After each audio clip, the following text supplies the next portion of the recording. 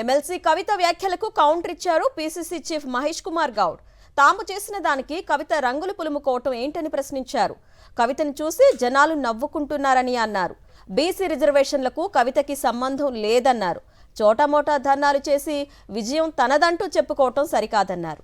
BC రిజర్వేషన్లు Rahul agenda, Revanth commitment అన్నారు మహేష్ కుమార్ గౌడ్.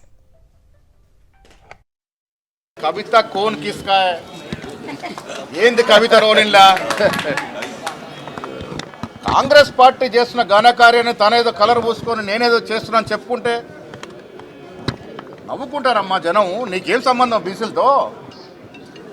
నీకంత చిత్తశుద్ధి ఉంటే మీ నాయన ముఖ్యమంత్రి ఉన్నప్పుడు, మీ అన్న బావలు మంత్రులుగా ఉన్నప్పుడు, నువ్వు పార్లమెంట్ సభ్యురాలుగా ఉన్నప్పుడు, నువ్వు ఎమ్మెల్సీగా ఉన్నప్పుడు ఏం వెలగబెట్టావు బీసీల కొరకు?